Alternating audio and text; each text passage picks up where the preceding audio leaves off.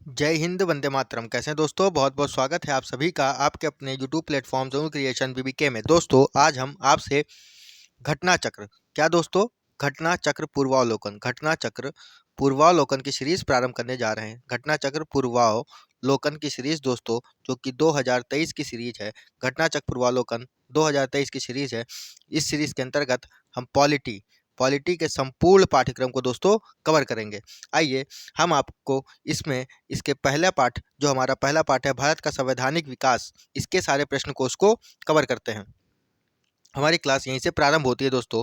भारत का संवैधानिक विकास, इसका जो पहला पाठ है, यहीं से प्रारंभ करते हैं दोस्तों। प्रश्न कोश दिया हुआ है, लिखा है निम्नलिखित में से किस अधिनियम से कलकत्ता में सुप्रीम कोर्ट सर्वोच्च न्यायालय की स्थापना का प्रावधान किया गया? तो दोस्तों, जो 1773 का रेगुलेटिंग एक्ट आया था, उसके द्वारा इसका प्रावधान किया गया था। और दोस्तों, इसकी स्थापना कब होती है? तो स्थापना होती है 1774 में। इसके मुख्य न्यायाधीश कौन थे? एलिजा एम्परे। स्थापना 1773 के रेगुलेटिंग एक्ट से हुई, लेकिन स्थापना की कब गई दोस्तों? 1774 में की गई। और इसके मुख्य न्यायाधीश कौन थे? तो इसके मुख्य न्यायाधीश दोस्तों आपके एलिजा एम्परे थे। कौन थे? मुख्य न्यायाधीश एलिजा एम्परे थे। सारे प्रश्नों को कवर करेंगे दोस्तों इसके अंतर्गत। दूसरा प्रश्न लिखा हुआ है, सर्वोच्च न्यायालय की स्थापना के संबंध में निम्नलिखित में से कौन से कथन सही हैं? लिखा है कलकत्ता में सुप्रीम कोर्ट की स्थापना 1773 के रेगुलेटिंग एक्ट द्वारा की गई। हाँ, ये बात सही है दोस्तों, अभी हमने बताया। और लिखा है लेमेस्टर इस न्यायालय के मुख्य प्रथम न्यायाधीश थे। तो गलत, लेमेस्टर इसके मुख्य न्यायाधीश नहीं थे। इसके मुख्य न्यायाधीश हमने आपको भी बताया कौन थे दोस्तों। मुख्य न्यायाधीश दोस्तों एलिजा एम्परे थे। कौन थे? एलिजा एम्परे थे। ठीक है दोस्तों, दूसरा प्रश्न हो गया। तीसरा प्रश्न को समझते हैं। तीसरा प्रश्न लिखा हुआ है, सूची 1 से सूची 2 को मिलाइए। लिखा है नियंत्रण परिषद की स्थापना। तो नियंत्रण परिषद की स्थापना दोस्तों पिट्स इंडिया एक्ट 1784 के द्वारा हुई। सर्वोच्च न्यायालय की स्थापना दोस्तों 1773 के रेगुलेटिंग एक्ट के द्वारा हुई। इंग्लिश मिशनरियों को भारत में कार्य करने की अनुमति मिली दोस्तों चार्टर एक्ट 1813 के द्वारा मिली। और गवर्नर जनरल की परिषद में कानूनी सदस्य की नियुक्ति दोस्तों 1833 के चार्टर अधिनियम से होती है। तो नियंत्रण परिषद Pitt's India act 1784, supreme court की स्थापना 1773 के रेगुलेटिंग एक्ट से हुई। अंग्रेजी मिशनरियों को 1813 के चार्टर एक्ट से मिला दोस्तों कार्य करने की अनुमति। और गवर्नर जनरल की परिषद में कानूनी सदस्य की नियुक्ति दोस्तों 1833 के चार्टर एक्ट से होती है। आइए तीसरे प्रश्न के बाद दोस्तों चौथे प्रश्न को समझते हैं। चौथा प्रश्न लिखा है, निम्नलिखित में से किसके द्वारा भारत में अंग्रेजी शिक्षा की नींव पड़ी? तो दोस्तों, अंग्रेजी शिक्षा की नींव पड़ती है भारत में 1813 के चार्टर एक्ट से। General committee of public instruction 1823 के द्वारा। 1813 चार्टर एक्ट, 1823 के जो दोस्तों general committee of public instruction था उसके द्वारा। और प्राच्यविद तथा आंग्लविद विवाद के द्वारा। तो इन तीन चीज़ों के द्वारा भारत में अंग्रेजी शिक्षा की नींव पड़ी। फटाफट सारे प्रश्नों को दोस्तों कवर करेंगे। पांचवा प्रश्न लिखा है, किस अधिनियम के द्वारा ब्रिटिश संसद ने चाय और चीन के व्यापार के साथ व्यापार को छोड़कर, यानी चाय और चीन को छोड़कर ईस्ट इंडिया कंपनी के भारत के साथ व्यापारिक एकाधिकार को समाप्त कर दिया था? तो चाय और चीन को छोड़ा था दोस्तों 1813 के चार्टर एक्ट के द्वारा। चाय और चीन को छोड़ा गया दोस्तों, अगर यहीं लिख के आए चाय और चीन को छोड़ा, तो 1813 का चार्टर एक्ट इसका उत्तर होगा मित्रों। यह उसका जो पूरा व्यापारिक एकाधिकार को समाप्त किया था वो 1833 के चार्टर एक्ट से समाप्त किया था। यहाँ पे देखिए लिखा भी हुआ है, 1813 के चार्टर एक्ट के द्वारा चाय और चीन के व्यापारिक अधिकार को ईस्ट इंडिया कंपनी के साथ छोड़ दिया गया, जबकि 1833 के चार्टर अधिनियम के द्वारा कंपनी के समस्त व्यापारिक कार्य को समाप्त कर दिया गया। ठीक है दोस्तों, समस्त की बात आए तो 1833, और चाय और चीन को छोड़ने की बात आए तो 1813 इसका उत्तर होगा। छठा प्रश्न लिखा है, ब्रिटिश संसद के किस अधिनियम ने भारत में व्यापार पर ईस्ट इंडिया कंपनी के एक अधिकार को समाप्त किया दोस्तों? तो 1813 का चार्टर एक्ट। अभी हमने बताया 1813 का चार्टर एक्ट के द्वारा ईस्ट इंडिया कंपनी का भारत में व्यापारिक एकाधिकार समाप्त हो गया था। छठा प्रश्न हो गया दोस्तों। सातवां प्रश्न लिखा हुआ है, चार्टर एक्ट 1813 के संबंध में कथनों पर विचार कीजिए। जो 1813 का चार्टर एक्ट था, इसने ईस्ट इंडिया कंपनी के व्यापारिक एकाधिकार को चाय का व्यापार तथा चीन के साथ व्यापार को छोड़कर समाप्त कर दिया। हाँ, सही बात है, कर दिया। इस कंपनी द्वारा अधिकार में लिए गए भारतीय राज्य क्षेत्रों पर ब्रिटिश राज क्राउन की संप्रभुता को दृढ़ कर दिया। ये वाला सही है, सुदृढ़ किया, ठीक है। भारत का राजस्व अब ब्रिटिश संसद के नियंत्रण में आ गया था। ये वाला दोस्तों पॉइंट गलत है। आपका क्विक रिवीजन दोस्तों इस क्लास से हो जाएगा। आठवां प्रश्न लिखा है, किस अधिनियम ने भारतवासियों को अपने देश के प्रशासन में कुछ हिस्सा लेना संभव बनाया? तो दोस्तों, ये 1833 का चार्टर एक्ट। किसके द्वारा बनाया? 1833 का चार्टर एक्ट के द्वारा भारतवासियों को अपने देश में प्रशासन के कुछ हिस्सा लेना संभव बनाया था, जिसमें धारा 87 में यह बात लिखी हुई है। धारा 87 में यह बात वर्णित है। सातवां प्रश्न हो गया दोस्तों, पहला चैप्टर का पहला पार्ट हो गया है। अब इसमें दूसरे पार्ट की ओर चलते हैं दोस्तों। दूसरा पार्ट लिखा है, ब्रिटिश ताज के शासनाधीन पारित अधिनियम। कौन कौन से अधिनियम? ब्रिटिश ताज के शासनाधीन पारित अधिनियम। ठीक है दोस्तों, इसके अंतर्गत आपका प्रश्न लिखा होगा, लिखा हुआ है, यहाँ से प्रश्न स्टार्ट है दोस्तों। पहला प्रश्न यहाँ से स्टार्ट है। लिखा है भारतीय परिषद अधिनियम 1861 के संबंध में कथनों पर पढ़िए और विकल्प करिए। तो इस अधिनियम के फलस्वरूप गवर्नर जनरल की कार्यकाल का परिषद कुल सदस्यों की संख्या 7 हो गई। यह बात गलत है। इसके द्वारा हुआ क्या था दोस्तों, अतिरिक्त सदस्यों की संख्या जो कम से कम थी वो 6 धारण की गई थी और अधिकतम संख्या दोस्तों 12 की गई थी, और जिसे गवर्नर जनरल 2 वर्ष हेतु नियुक्त करता था। प्रांतीय और केंद्रीय विधायी विषयों में किसी तरह का भेदभाव नहीं रखा जाएगा, यह बात भी तय की गई थी दोस्तों 1861 के द्वारा। दूसरा प्रश्न लिखा हुआ है, भारतीय परिषद अधिनियम 1892 के संबंध में निम्न कथनों को पढ़िए और सही विकल्प चुनिए। तो दोस्तों इसका सही विकल्प कौन सा है, यह प्रश्न ही दोस्तों विवादित है, इसलिए इस पे कट लगा हुआ है। तीसरा प्रश्न समझते हैं। लिखा है, निम्नलिखित में से किस अधिनियम के अंतर्गत भारतीय विधान परिषद को बजट पर बहस करने की अनुमति मिली। दोस्तों बजट पर बहस करने की अनुमति भारतीय परिषद अधिनियम 1892। बजट पर बहस की बात आए तो 1892 वाला उत्तर आपका हो जाएगा दोस्तों। तीसरा प्रश्न हो गया। चौथा प्रश्न समझते हैं। चौथा प्रश्न लिखा है, ब्रिटिश भारत में सांप्रदायिक प्रतिनिधित्व की व्यवस्था निम्नलिखित में से किस अधिनियम द्वारा की गई थी। सांप्रदायिक प्रतिनिधित्व की बात दोस्तों पार्लियामेंटो एक्ट 1909 का जो आया था, सांप्रदायिक निर्वाचन प्रणाली की बात उसमें की गई थी, जिसमें मुसलमानों के लिए दोस्तों पृथक निर्वाचन की बात की गई थी। देखिए यहाँ पे लिखा भी हुआ है, मुसलमानों के लिए पृथक निर्वाचन की बात की गई थी। पांचवा प्रश्न लिखा है, 1909 का अधिनियम संबंधित था पृथक मताधिकार निर्वाचन के क्षेत्र से संबंधित था दोस्तों। पांचवा प्रश्न के बाद छठा प्रश्न लिखा है, निम्नलिखित में से किस अधिनियम द्वारा भारत में संघीय न्यायालय की स्थापना हुई। तो संघीय न्यायालय की स्थापना दोस्तों भारत शासन अधिनियम 1935 के द्वारा हुई। डी उत्तर हो जाएगा, इसमें से कोई नहीं। 1935 के अधिनियम से होती है संघीय न्यायालय की स्थापना, 1935 के अधिनियम से होती है। और होती कब है दोस्तों, तो 1 अक्टूबर 1937 को होती है। कब होती है, 1 अक्टूबर 1937 को होती है। और इसके न्यायाधीश कौन थे, सर मॉरिस गोयर थे। इसके मुख्य न्यायाधीश कौन थे, सर मॉरिस गोयर। कौन थे, सर मॉरिस गोयर थे। ठीक है दोस्तों, छठा प्रश्न क्लियर हो गया।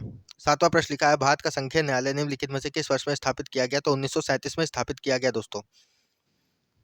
आठवां प्रश्न लिखा है, केंद्र में द्वैत शासन किस अधिनियम द्वारा पारित किया गया। तो केंद्र में द्वैत शासन दोस्तों 1935 के शासन अधिनियम से लागू किया गया था, जबकि प्रांतों में लागू दोस्तों 1919 के अधिनियम से हुआ था। देखिए इसका उत्तर यहाँ पे दिया है 1935 के अधिनियम से। और प्रांतों में द्वैत शासन कब स्टार्ट होता है, 1919 से स्टार्ट होता है, समाप्त 1935 से होता है। जब केंद्र में स्टार्ट होगा तो प्रांत में समाप्त हो जाएगा मित्रों। नवा प्रश्न लिखा है, निम्नलिखित में से किस अधिनियम ने केंद्र में द्वैत शासन प्रणाली को स्टार्ट किया। अभी आपको बताया 1935 के अधिनियम से स्टार्ट हुआ था। 10वां प्रश्न लिखा है दोस्तों, 1919 के भारत शासन अधिनियम के निम्नलिखित में से कौन सी विशेषता है। तो 1919 से दोस्तों प्रांतों की कार्यकारिणी सरकार में द्वैत शासन की व्यवस्था, हाँ ठीक है, प्रांतों में द्वैत शासन स्टार्ट हुआ था। मुसलमानों के लिए पृथक सामुदायिक निर्वाचन, ये बात गलत है, ये तो 1909 में हुई थी दोस्तों, पार्लियामेंटो के एक्ट में। केंद्र द्वारा प्रांतों की विधायिनी शक्ति का हस्तांतरण, ये दो बात सही है। 10वां प्रश्न हो गया दोस्तों। 10वें प्रश्न के बाद 11वें प्रश्न को समझते हैं। लिखा है, भारतीय इतिहास के संबंध में द्वैत शासन डायआर्की सिद्धांत किसको निर्गित करता है। दोस्तों इसका उत्तर है, प्रांतों में प्रायोजित विषयों का 2 वर्गों में विभाजन। प्रांतों में प्रत्यायोजित 2 वर्गों का विभाजन, यानी अगर सिंपल लैंग्वेज में समझें, द्वैत शासन का क्या संबंध है, किससे निर्देश करता है, यानी कि प्रांतों में जो विषय थे उनका बंटवारा किया गया था, प्रांतों के विषयों का 2 वर्गों में विभाजन किया गया था। ठीक है दोस्तों। 12 लिखा है, 1919 के अधिनियम द्वारा कार्य के आरक्षित और अंतरित यानी रिजर्व और ट्रांसफर्ड विषयों के अंतर्गत बांटे गए थे। 2 भागों में बांटा गया था, एक आरक्षित और एक आंतरिक यानी हस्तांतरित विषय में बांटा गया था दोस्तों। जो आरक्षित विषय थे, तो आरक्षित विषय कौन कौन से थे। आरक्षित विषय दोस्तों हम आपको बता दें, न्याय प्रशासन था, भू राजस्व था, पुलिस था, वित्त और सिंचाई था। कौन कौन था, न्याय प्रशासन, भू राजस्व, पुलिस, वित्त और सिंचाई। ठीक है दोस्तों, न्याय प्रशासन, भू राजस्व, पुलिस, वित्त और सिंचाई था। 12वां प्रश्न हो गया दोस्तों। 12वें प्रश्न के बाद 13वां प्रश्न, निम्नलिखित में से किसने ब्रिटिश भारत में प्रांतीय स्वायत्तता शुरू की थी। तो प्रांतों में शासन किससे स्टार्ट हुआ था दोस्तों, 1919 के अधिनियम से स्टार्ट हुआ था। किससे स्टार्ट हुआ था, 1919 के अधिनियम से स्टार्ट हुआ था। 13वां प्रश्न भी हो गया। 13वें प्रश्न के बाद दोस्तों आपका 14वां प्रश्न है, भारतीय विधान पालिका प्रथम बार द्विसदनी बनाई गई 1919 के अधिनियम से। किसके, 1919 के अधिनियम से दोस्तों बनाई गई।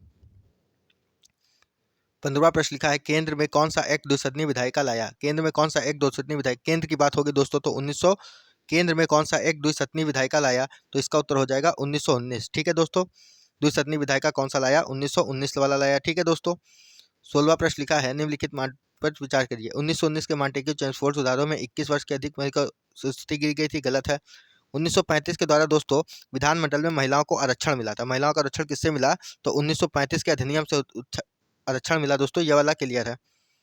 16वां प्रश्न के बाद दोस्तों 17वां प्रश्न है, भारतीय सिविल सेवा के संदर्भ में कौन सा कथन सही है? तो सिविल सेवा दोस्तों 1919 में भारतीय सिविल सेवा के लिए अलग परीक्षा का प्रावधान किया गया जो भारत में होनी थी।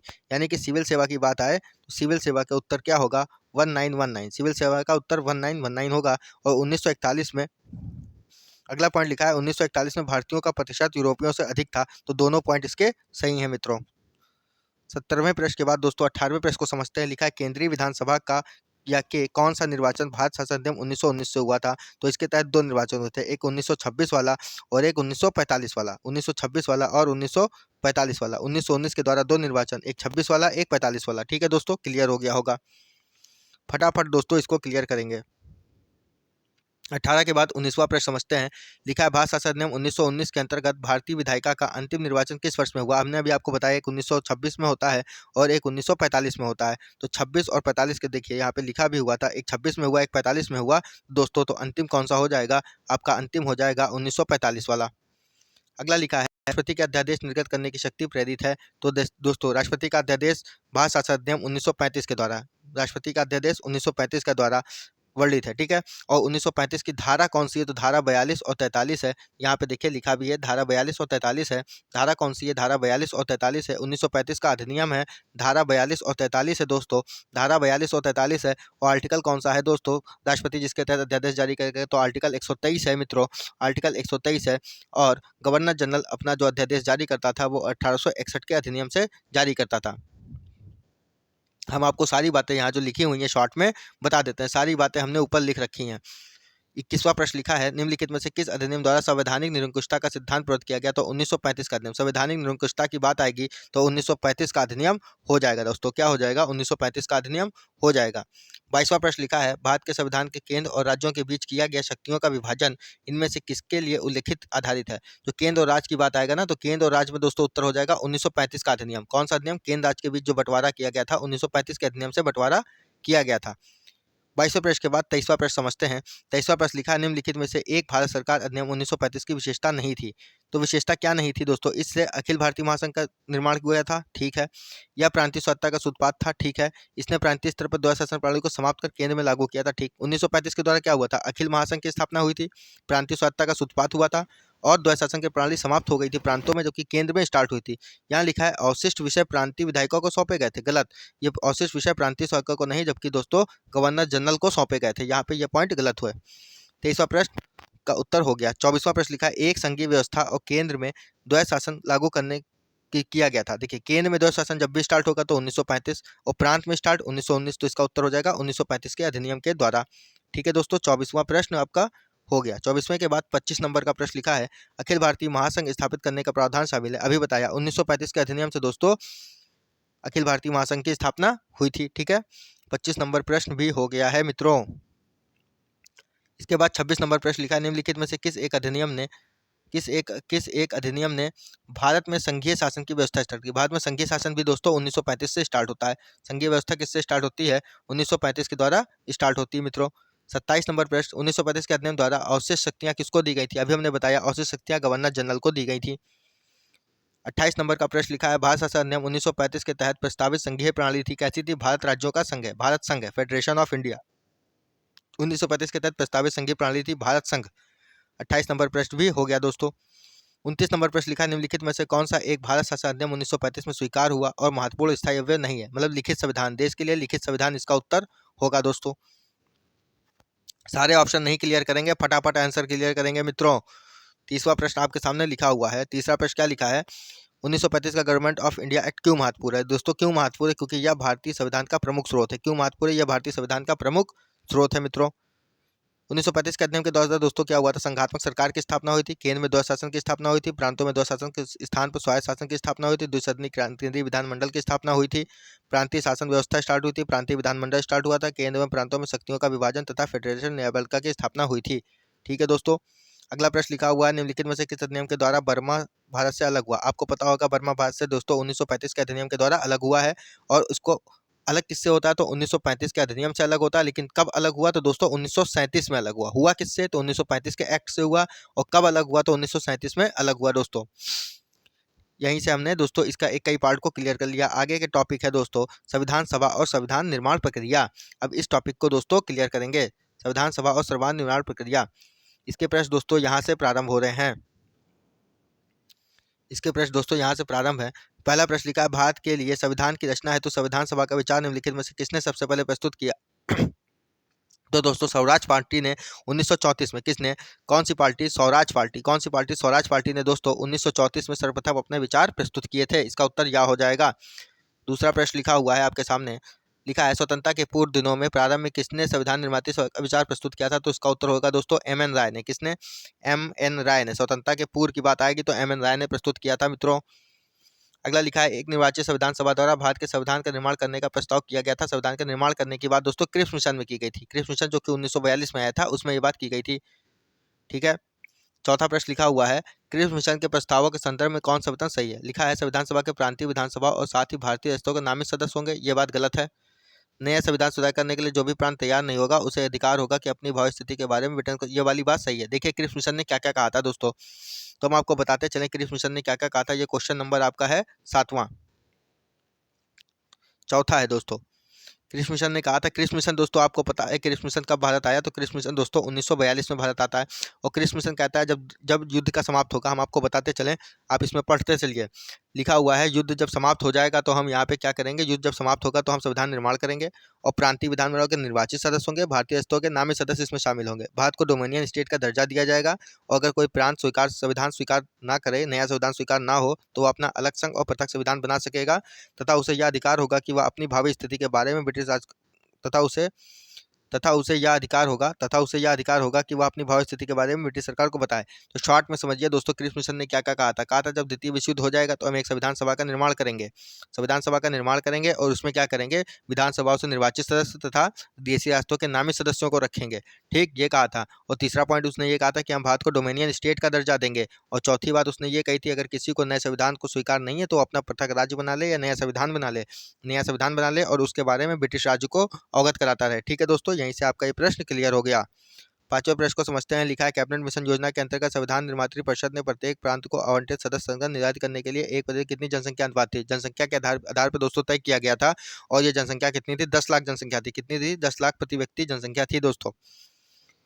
पांचवें के बाद छठा प्रश्न लिखा है, इनमें से कौन सा व्यक्ति कैबिनेट मिशन का सदस्य नहीं था? तो दोस्तों कैबिनेट मिशन के सदस्य 3 थे। कौन थे? PAS, पी से हो जाएगा पैंथिक लॉरेंस, ए से हो जाएगा अलेक्जेंडर, AB अलेक्जेंडर, एस से हो जाएगा स्टेफोर्ड केस। तो विलियम वुड इसके अध्यक्ष नहीं थे दोस्तों। PAS से आप इसको याद कर सकते हैं। सातवां प्रश्न लिखा है, भारतीय संविधान सभा का गठन किया गया था। तो गठन किसके द्वारा? देखिए बात की थी क्रिप्स मिशन ने, लेकिन गठन किया गया था दोस्तों कैबिनेट मिशन 1946 के द्वारा। गठन किसके द्वारा किया गया था? कैबिनेट मिशन 1946 के द्वारा इसका गठन किया गया था। इसका उत्तर देखिए दोस्तों, ऊपर लिखा है पहले पॉइंट में, ये देखिए लिखा हुआ है किसके द्वारा किया था? कैबिनेट मिशन 1946 के द्वारा इसका उत्तर किया गया था। आठवां प्रश्न लिखा है, 1946 में निर्मित अंतरिम सरकार में कार्यपालिका परिषद के उपसभापति कौन थे? तो अंतरिम सरकार के उपसभापति कौन थे? तो जवाहरलाल नेहरू इसके उपसभापति थे। और अंतरिम सरकार की दोस्तों घोषणा कब होती है? अंतरिम सरकार की घोषणा होती है 29 अगस्त 1946 को, और जबकि इसने अपना कार्य करना शुरू किया था 2 सितंबर 1946 से। तो अंतिम सरकार के उपसभापति कौन? जवाहरलाल नेहरू। इसकी घोषणा होती है 24 अगस्त 1946 को, अपना कार्य स्टार्ट करती है 2 सितंबर 1946 को। नवा प्रश्न लिखा है दोस्तों, अगस्त 1946 में गठित प्रथम अंतिम सरकार का सदस्य नहीं था। दोस्तों सदस्य कौन नहीं था? राधा कृष्णन इसके सदस्य नहीं थे। तो सदस्य था कौन कौन? देखिए सी राज और एक और था सिराज जग। सी से सिराज गोपालाचारी, राज से राजेंद्र प्रसाद, जग से जगजीवन राम दोस्तों श्रम मंत्री हैं। राजेंद्र प्रसाद उस समय खाद्य मंत्री थे और सिराज गोपालाचारी शिक्षा मंत्री थे। नवा प्रश्न हो गया। 10वां प्रश्न लिखा है, प्रथम अंतरिम राष्ट्रीय सरकार की घोषणा कब हुई थी? तो अभी बताया 24 अगस्त 1946 को इसकी घोषणा हुई थी। कब घोषणा हुई थी? 24 अगस्त 1946 को इसकी घोषणा हुई थी दोस्तों। 10वें प्रश्न के बाद दोस्तों 11वें प्रश्न को समझते हैं। लिखा है, वेवेल योजना के अंतर्गत कार्यकारी परिषद में हिंदू और मुस्लिम सदस्य समान थी। हाँ ठीक है। वेवेल का विचार था कि भारत का बंटवारा बच सकता है, हो ही नहीं सकता, क्योंकि कोई अंग्रेज कभी ये नहीं चाहेगा कि भारत का बंटवारा ना हो। तो ये पॉइंट गलत हो गया दोस्तों। 11वें प्रश्न के बाद दोस्तों आपका 12वां प्रश्न है। 12वां प्रश्न क्या लिखा है, संविधान सभा के बारे में क्या सही है? यह व्यस्त मताधिकार पर आधारित थी। गलत। व्यस्त मताधिकार पर आधारित नहीं थी। प्रत्यक्ष निर्वाचन का परिणाम थी। गलत है। वह बहुदलीय निकाय थी। यह बात सही है। उसमें अनेक समितियों के माध्यम से कार्य किया गया था। यह भी बात सही है। 12वें के बाद दोस्तों आपका 13वां प्रश्न। कौन सा प्रश्न है? 12 के बाद आपका दोस्तों 13वां प्रश्न है। यहाँ पे लिखा है, भारतीय संविधान के बारे में क्या सही है? यह व्यस्त मताधिकार पर आधारित नहीं थी। हाँ नहीं थी। वह प्रत्यक्ष निर्वाचन का परिणाम थी। गलत। वह बहुदलीय संरचना नहीं थी दोस्तों, तो यह बात गलत हो गई। यह कई गतियों के माध्यम से कार्यरत थी, हाँ ये बात सही है। 13वें प्रश्न के बाद दोस्तों 14वां प्रश्न समझते हैं। 14वां प्रश्न आपके सामने लिखा हुआ है। 14वां प्रश्न क्या लिखा है? 14वां प्रश्न लिखा है, कौन सा कथन गलत है संविधान सभा के बाद? इसमें बड़ी संख्या में समितियों ने मदद से कार्य किया, प्रयोग समिति बहुत महत्वपूर्ण थी, हाँ सदस्य कई समितियों में कार्य किया था। अल्पसंख्यक समुदाय जैसे ईसाई, एंग्लो इंडियन, पारसियों सभी को पर्याप्त प्रतिनिधित्व था, हाँ ये भी बात सही है। इसका निर्वाचन वयस्क मताधिकार के आधार पर हुआ था, गलत। वयस्क मताधिकार नहीं था दोस्तों, और क्या नहीं था? वयस्क मताधिकार नहीं था, और दोस्तों प्रत्यक्ष निर्वाचन प्रक्रिया नहीं थी। ठीक है, ये पॉइंट इसके दो गलत हैं। लिखा है, भारत के संविधान का प्रारूप तैयार करने वाली संविधान सभा के सदस्यों को किसने पारित किया था दोस्तों? तो विधानसभा के पारित किया गया था। क्वेश्चन यह है, भारत के संविधान का प्रारूप तैयार करने वाली संविधान सभा के सदस्यों को कैसे नामित किया गया था? तो इसका उत्तर होगा विधानसभा के निर्वाचित सदस्यों द्वारा। देखिए लिखा है, प्रांतों की विधानसभा द्वारा चुना गया था, प्रांतों की विधानसभा द्वारा चुना गया था। ठीक है, 16वां प्रश्न लिखा हुआ है आपके सामने, भारतीय संविधान के संबंध में संविधान सभा के सदस्य प्रांतीय विधानसभा द्वारा निर्वाचित हुए थे। कैसे निर्वाचित हुए थे? प्रांतीय विधानसभा द्वारा निर्वाचित हुए थे। 17 प्रश्न लिखा है, संविधान सभा के सदस्यों का चुनाव कैसे हुआ था? प्रांतीय सभाओं द्वारा हुआ था। कैसे हुआ था? प्रांतीय सभाओं द्वारा हुआ था। 18वां प्रश्न लिखा है, संविधान सभा द्वारा चुने गए स्थायी अध्यक्ष कौन थे? तो स्थायी अध्यक्ष आप जानते हैं राजेंद्र प्रसाद थे, जिनको दोस्तों 9 दिसंबर 1946 को संविधान सभा की पहली बैठक में चुना गया था। 9 दिसंबर 1946 को पहली बैठक में चुना गया था। और दूसरा लिखा है, 19 नंबर संविधान सभा की प्रथम बैठक की अध्यक्षता किसने की थी? तो राजेंद्र प्रसाद ने किया था। सॉरी, प्रथम बैठक की अध्यक्षता किसने की थी? सच्चिदानंद सिन्हा ने की थी, जिनको दोस्तों 9 दिसंबर 1946 को चुना गया था। अभी हमने आपको ऊपर बताया, आपसे हम क्षमा चाहते हैं दोस्तों, यहाँ पे लिखा हुआ है स्थायी अध्यक्ष कौन थे? तो स्थायी अध्यक्ष राजेंद्र प्रसाद थे, जिनको दोस्तों 9 दिसंबर के बाद जब 11 दिसंबर को बैठक हुई थी, तीसरी बैठक 11 दिसंबर 1946 को इनको यहाँ पे स्थायी अध्यक्ष के रूप में चुना गया था। जबकि अस्थायी अध्यक्ष के रूप में यहाँ पे लिखा हुआ है पहली बैठक की अध्यक्षता किसने की? सच्चिदानंद सिन्हा। इनको दोस्तों 9 दिसंबर 1946 को चुना गया था। ठीक है दोस्तों, यहाँ पे आपका पॉइंट ये क्लियर हो गया। 19वें प्रश्न को समझते हैं। 20वां प्रश्न लिखा हुआ है, भारतीय संविधान सभा के उद्घाटन अधिवेशन की अध्यक्षता किसने की थी? यानी उद्घाटन यानी पहले समय कौन था? तो सच्चिदानंद सिन्हा पहले समय पे थे। कौन थे पहले समय पे? सच्चिदानंद सिन्हा थे, जिन्हें दोस्तों अभी हमने आपको बताया 9 दिसंबर 1946 को चुना गया था। कब चुना गया था? 9 दिसंबर 1946 को चुना गया था। अगला पॉइंट लिखा है, राजेंद्र प्रसाद को संविधान सभा का सभापति चुना गया। राजेंद्र प्रसाद को संविधान सभा का सभापति दोस्तों 11 दिसंबर 1946। कब चुना गया? 11 दिसंबर 1946 को चुना गया। अगला पॉइंट यहाँ पे लिखा है, भारत की संविधान निर्वाचित सभा का अध्यक्ष कौन है? संविधान निर्वाचित सभा का अध्यक्ष कौन? तो अध्यक्ष दोस्तों राजेंद्र प्रसाद। अध्यक्ष कौन? राजेंद्र प्रसाद, जिन्हें 11 दिसंबर 1946 को चुना गया था। क्वेश्चन कई बार रिपीट होते हैं दोस्तों। अगला प्रश्न लिखा है, स्वतंत्र भारत की संविधान सभा के अध्यक्ष कौन? तब भी अध्यक्ष की बात है तो राजेंद्र प्रसाद अध्यक्ष हैं दोस्तों। अगला प्रश्न लिखा है, संविधान सभा के प्रथम मनोनीत उपसभापति कौन? मनोनीत उपसभापति की बात होगी दोस्तों, यानी कि मनोनीत उपाध्यक्ष कौन है दोस्तों? यहाँ पे हो जाएगा फ्रैंक एंथनी। कौन है? फ्रैंक एंथनी अध्यक्ष हैं। और स्थायी उपाध्यक्ष की बात हो तो एच सी मुखर्जी। स्थायी उपाध्यक्ष एच सी मुखर्जी। कितने प्रश्न हो गए दोस्तों? 24 प्रश्न हो गए। 25वां प्रश्न आपका स्टार्ट होने वाला है। 25वां प्रश्न लिखा हुआ है, भारतीय संविधान सभा की स्थापना की गई थी तो पहली बार बैठक कब हुई थी? 9 दिसंबर 1946 को की गई थी। अगला प्रश्न लिखा है, संविधान सभा की पहली बैठक कब हुई थी? तो 9 दिसंबर 1946 को इसकी पहली बैठक हुई थी। 27वां प्रश्न लिखा, संविधान सभा का गठन कब हुआ था? तो दिसंबर 1946, यानी कि 9 दिसंबर 1946 को इसकी पहली बैठक हुई थी दोस्तों। यही पूछ रहा है घुमा फिरा के। अगला प्रश्न लिखा है, भारत की संविधान सभा का प्रथम अधिवेशन कब हुआ था? तो 9 दिसंबर 1946 को हुआ था। 28वां प्रश्न, 28वें के बाद 29वां प्रश्न, भारतीय संविधान सभा की पहली बैठक कब हुई थी? तो 9 दिसंबर 1946 को हुई थी। कई बार आ गया क्वेश्चन, आपकी जबान पे होना चाहिए। जवाहरलाल नेहरू ने भारतीय संविधान सभा की किस बैठक में उद्देश्य प्रस्ताव रखा था दोस्तों? 5वीं। एक हुई थी 9 को, फिर 10 को, फिर 11 को, फिर 12 को, फिर 13 को। दोस्तों 13 दिसंबर 1946 को संविधान सभा में दोस्तों पंडित जवाहरलाल नेहरू ने अपना उद्देश्य प्रस्ताव रखा था। कब रखा था? तो 13 दिसंबर 1946 में रखा था। तो 9 तारीख से 13 तारीख को जोड़ लीजिए दोस्तों, 5वीं बैठक होगी। तो कब रखा था? 5वीं बैठक में रखा था। 30 प्रश्न क्लियर हो गए दोस्तों। 30 के बाद हम 31वें प्रश्न की चर्चा करते हैं। 31वां प्रश्न क्या लिखा हुआ है? लिखा है, भारत को संविधान देने का प्रस्ताव संविधान द्वारा पारित कब किया गया था? तो 22 जनवरी 1927। आपको पता है दोस्तों 13 दिसंबर 1946 को। कब? 13 दिसंबर 1946 को जवाहरलाल नेहरू ने अपना उद्देश्य प्रस्ताव रखा। इसी उद्देश्य प्रस्ताव को दोस्तों 22 जनवरी 1927 को दोस्तों पारित किया गया। अगला पॉइंट लिखा है, संविधान सभा के सम्मुख संविधान की प्रस्तावना का प्रस्ताव किसने रखा? तो जवाहरलाल नेहरू ने रखा। 33वां प्रश्न लिखा है, संविधान सभा में उद्देश्य प्रस्ताव निम्नलिखित में से किसी के द्वारा प्रस्तुत किया गया? तो जवाहरलाल नेहरू के द्वारा प्रस्तुत किया गया। 33वां प्रश्न हो गया। 24वां प्रश्न लिखा है, संविधान सभा में संबंधित कथन कौन से कथन सही हैं? तो पंडित नेहरू के उद्देश्य प्रस्ताव जो कि संविधान सभा द्वारा पारित किया गया था, संविधान के निर्माण पर असर था। हाँ सही बात है। उद्देश्य का बहुत महत्वपूर्ण, देशों की पूर्ति करती, हाँ करती है। संविधान को भारत के लोगों ने आदेशित किया, यहाँ किया है। और दोस्तों आखिरी आखिरी पॉइंट लिखा है, राज्य के मुखिया को लोग प्रत्यक्ष रूप से निर्वाचित करते हैं। राज्य का मुखिया अर्थात दोस्तों क्या होता है, राज्य का मुखिया होता है दोस्तों राष्ट्रपति। राष्ट्रपति होता है, तो कह रहा है राष्ट्रपति को लोग प्रत्यक्ष रूप से निर्वाचित करते हैं, गलत। राष्ट्रपति का चुनाव दोस्तों कैसे होता है, अप्रत्यक्ष रूप से होता है। राष्ट्रपति के चुनाव में आम जनता वोट नहीं देती है, इसलिए राष्ट्रपति का चुनाव किस रूप से होता है, अप्रत्यक्ष रूप में होता है दोस्तों। क्वेश्चन नंबर 34 क्लियर हो गया है। 34 के बाद दोस्तों 35 नंबर प्रश्न लिखा हुआ है। 35 नंबर प्रश्न क्या लिखा है, भारतीय संविधान को बनाने हेतु संविधान सभा के कुल कितने अधिवेशन हुए दोस्तों, तो 12 अधिवेशन होते हैं। कितने अधिवेशन होते हैं, 12 अधिवेशन। संविधान सभा का पहली बैठक कब होती है, 9 दिसंबर 1946 से होती है दोस्तों। और कब तक चलती है, 26 नवंबर 1949। कब तक, 26 नवंबर 1949 तक चलती है। अब तक 11 बैठक हुए होते हैं, जबकि 24 जनवरी 1950 को 24 जनवरी 1950 को यदि आप मिला लेंगे तो टोटल 12 अधिवेशन इसके क्लियर हो जाएंगे दोस्तों। यहाँ देखिए 11 अधिवेशन जो हुए हैं, यहाँ पे लिखा भी हुआ है, क्या लिखा है, लिखा है संविधान सभा के निर्माण में 2 वर्ष 11 माह 18 दिन का समय लगा। इस दौरान 11 अधिवेशन कुल 165 दिन तक चले। 11वें अधिवेशन के अंतिम दिन यानी 26 नवंबर 1949 को संविधान को अंगीकृत किया गया। तो 11वां अधिवेशन 26 नवंबर को होता है और 11वें अधिवेशन के अतिरिक्त समय संविधान सभा पुनः 24 जनवरी 1950 को संवेद हुई, जबकि सदस्यों के हस्ताक्षर करा लिए गए थे। यानी 11 अधिवेशन जो हुए तो 26 नवंबर 1950 तक हुए थे और 12वां अधिवेशन दोस्तों 24 जनवरी 1950 को हुआ था। कितने प्रश्न हो गए, 35 प्रश्न हो गए हैं। 36वां प्रश्न लिखा है, संविधान सभा की अंतिम बैठक की सही तिथि बताइए। तो संविधान सभा की अंतिम बैठक 24 जनवरी 1950। क्या उत्तर होगा, 24 जनवरी 1950 इसका उत्तर हो जाएगा। 37वां प्रश्न लिखा है, कितना समय लगा दोस्तों, तो 2 वर्ष 11 माह 18 दिन। कितना, 2 वर्ष 11 माह 18 दिन लगा। कितना लगा, 2 वर्ष 11 माह 18 दिन लगा दोस्तों। 37वें प्रश्न के बाद दोस्तों 38 प्रश्न को चर्चा करते हैं। 38वां प्रश्न लिखा है, संविधान सभा के पहले उपाध्यक्ष। तो उपाध्यक्ष की बात होगी दोस्तों, तो उपाध्यक्ष कौन थे आप बताइए। संविधान सभा के पहले मनोनीत की बात आई थी, तब फ्रैंक एंथनी थे। अब उपाध्यक्ष एच.सी. मुखर्जी। कौन है इसके उपाध्यक्ष, एच.सी. मुखर्जी। कौन है, एच.सी. मुखर्जी उपाध्यक्ष है। इसका नीचे डिटेल दोस्तों लिखी हुई है, यहाँ से क्लियर करते हैं। संविधान सभा के पहले उपाध्यक्ष कौन, एच.सी. मुखर्जी। प्रारूप समिति के मूल एकमात्र कांग्रेसी के.एम. मुंशी थे। राजस्थान की बात आएगी तो दोस्तों वी.टी. कृष्णामाचारी हो जाएंगे। और संघ समिति के अध्यक्ष संघ की बात आएगी तो जवाहरलाल नेहरू हो जाएंगे दोस्तों, ठीक है। अगला लिखा हुआ है, भारतीय संविधान के निर्माण में संवैधानिक सलाहकार कौन थे, तो संवैधानिक सलाहकार दोस्तों बी.एन. राव। कौन थे संवैधानिक सलाहकार दोस्तों, बी.एन. राव थे। 39 प्रश्न हो गए।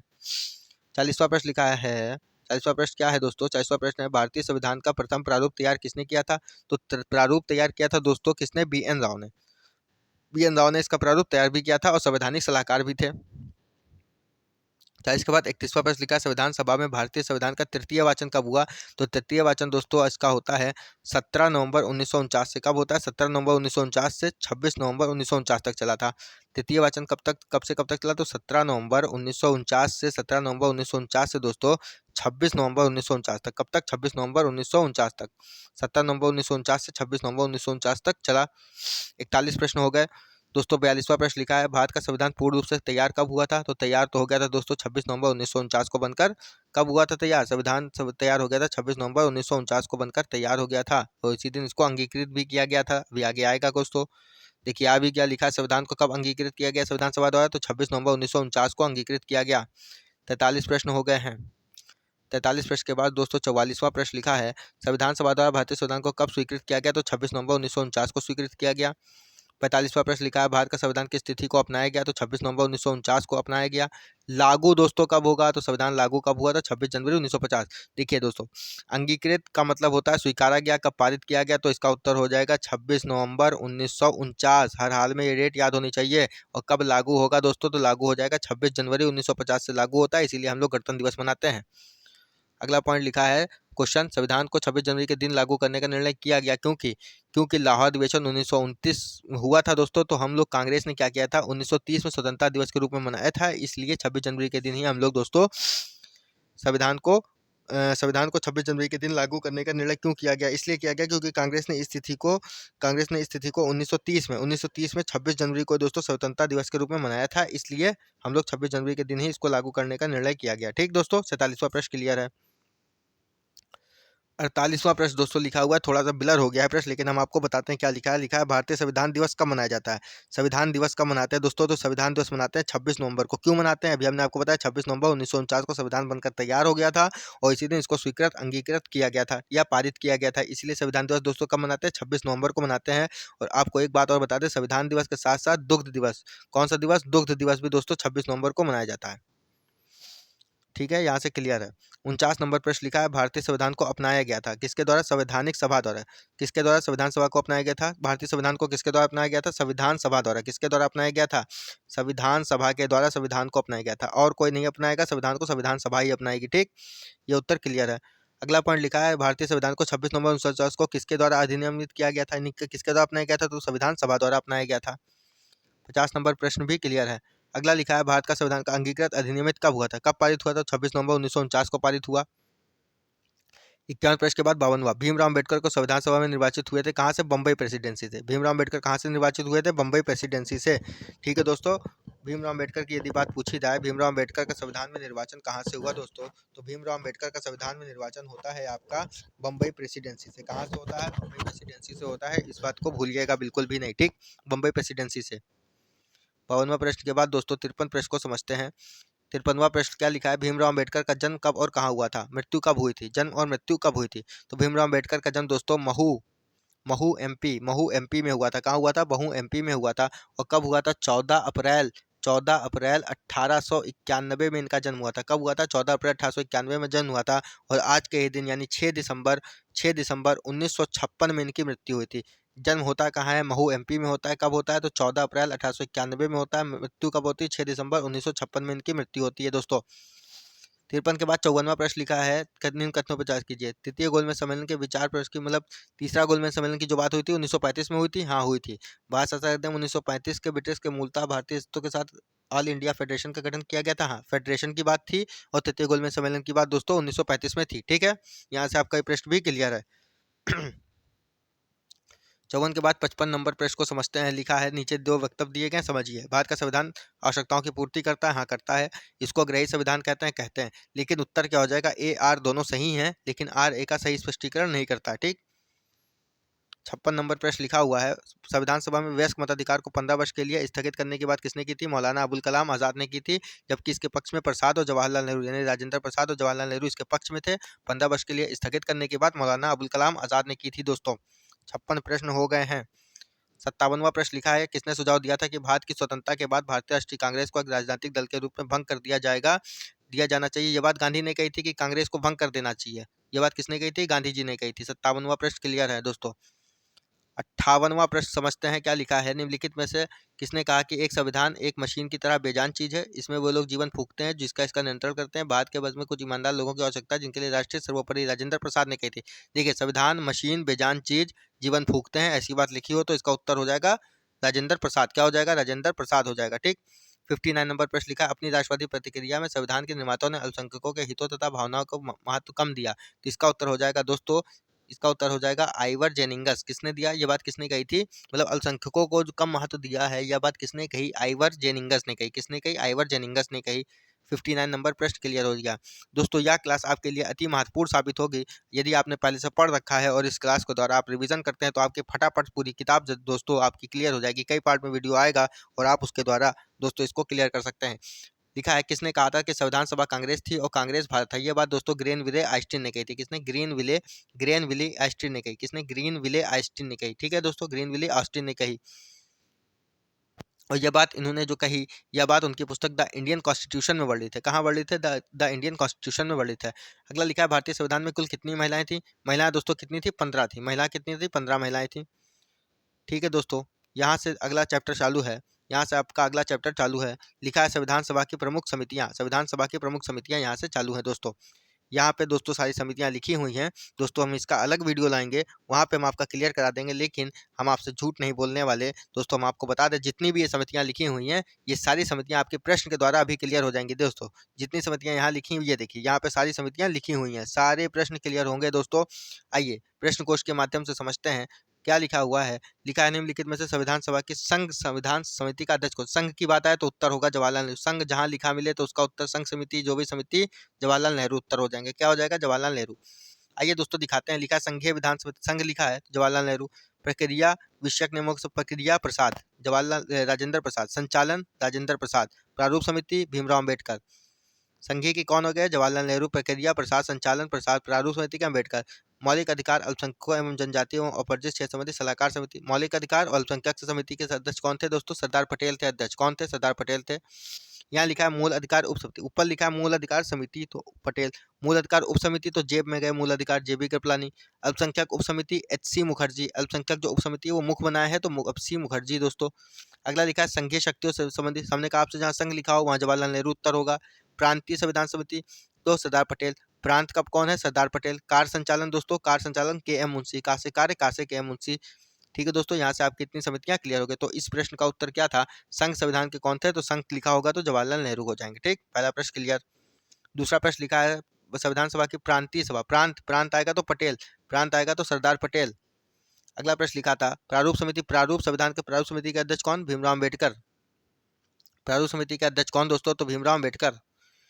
तीसरा प्रश्न क्लियर है। चौथा प्रश्न लिखा हुआ है भारतीय संविधान की प्रारूप समिति का अध्यक्ष, देखिए प्रारूप समिति की बात है तो भीमराव अम्बेडकर, प्रारूप समिति के अध्यक्ष कौन, भीमराव अम्बेडकर। चौथा प्रश्न भी क्लियर है।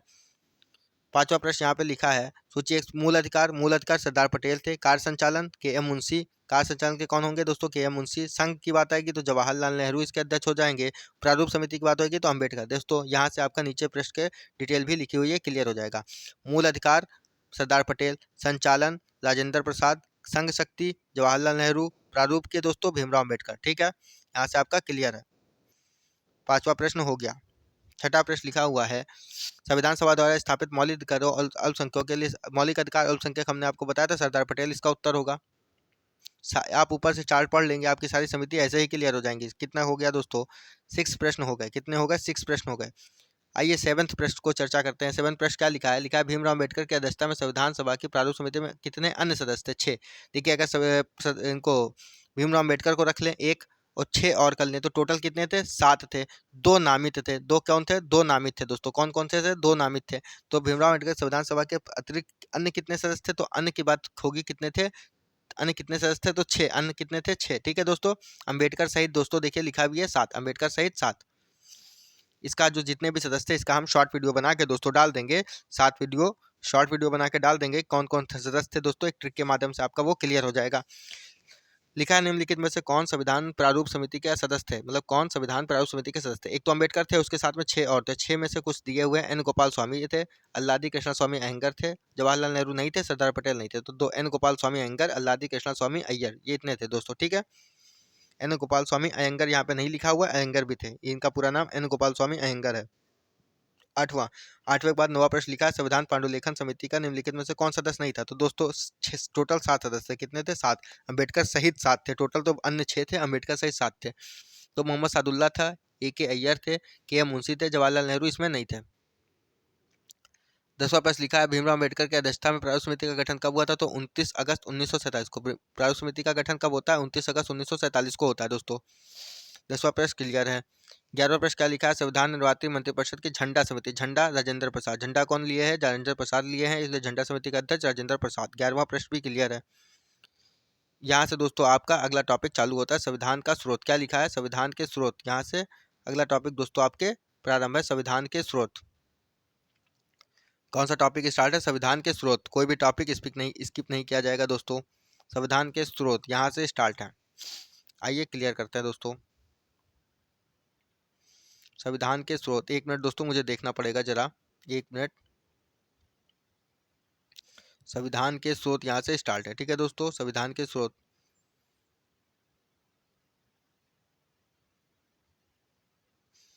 दोस्तों इसके आगे के प्रश्नों को हम नेक्स्ट पार्ट में दोस्तों क्लियर करेंगे, क्योंकि वीडियो देख लेते हैं जरा कितना हो गया है, 38 मिनट यानी आधे घंटे का दोस्तों वीडियो हो गया है और वीडियो ज़्यादा लंबा हो रहा है। क्या हो रहा है दोस्तों, वीडियो दोस्तों लंबा हो रहा है।